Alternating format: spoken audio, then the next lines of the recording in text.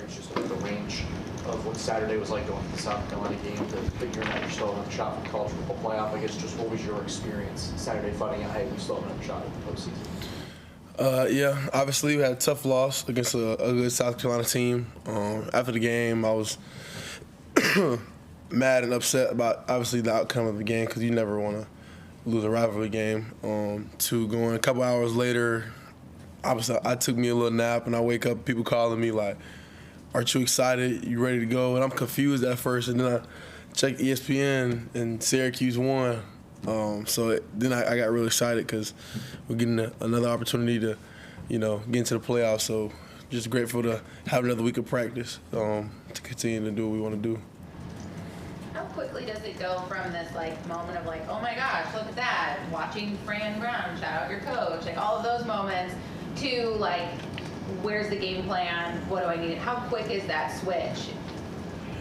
It was pretty quick. I mean, for me, I was like, man, we get to play football again. I was super excited to the point it's I forgot when we lost, you know what I'm saying? So the moment I found out that we was playing SMU, we was ready to go. And the next day came into the facility, try to watch film as much as I can and things like that. So it was a quick flip, you know what I'm saying? Obviously a tough loss, but we got another game, got another opportunity, so we just on to the next.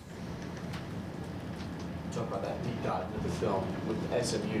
But what do you see from them and their offense particularly? Do they have any notable differences from more of a power-based attack from South Carolina? I won't excuse me. I won't get into too much details, but they obviously have very good players. Their quarterback is very good. He can run. Excuse me. They have a very good running back as well. I think he came from Miami, if I want to believe. A lot of playmakers all over the field. They have a really good O-line. So just watching film on them, trying to pick up anything I can. And obviously got to stop their key players. You were on the team 2 years ago when they won the ACC championship. A lot of these guys have been. Have you heard any different types of advice for preparing for a moment like this? No. I mean, prepare every week the same as a championship mindset.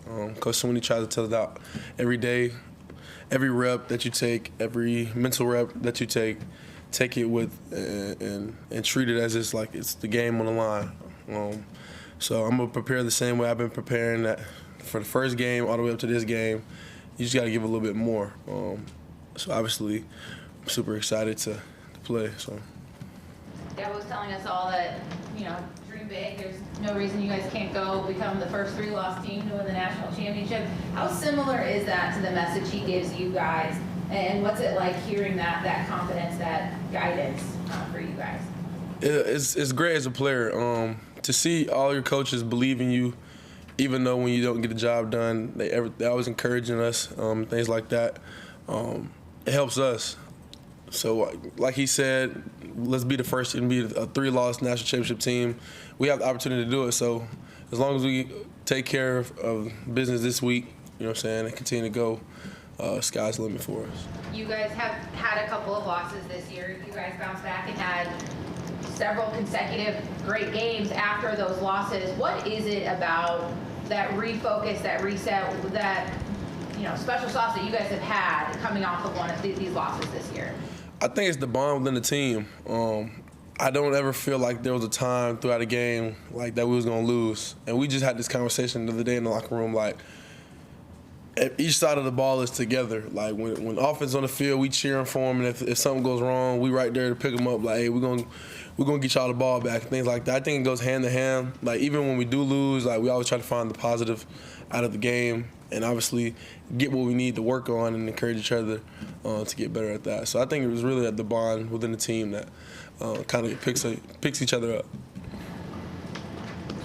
When you guys go back onto the film versus Sellers, is there anything about your guys' rush that you feel like you could have changed it better? Or was it just more about tackling that you had and you just had to get it down? We just got to finish the play. I mean, there was multiple times we was right there. We had him dead in the water, and he slipped out.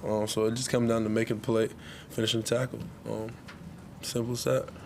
Is that more of an emphasis going into this week too with Jennings? He's not as big as the Sellers, but he's a mobile quarterback as well. Can you repeat what you said? I'm sorry. Is that a bigger emphasis entering this week as well? Jennings, even though he's not as thick as Swinney or Selly, he's still a mobile quarterback who can kind of beat you with his legs as well. Yeah, so obviously he can definitely get out the pocket. We just got to make sure we do our jobs, stay in our rush lanes, and finish the play, like I said earlier. That's what it comes down to. Any questions for TJ from Zoom? Anyone else here? Okay. Thanks, TJ. All right, thank you.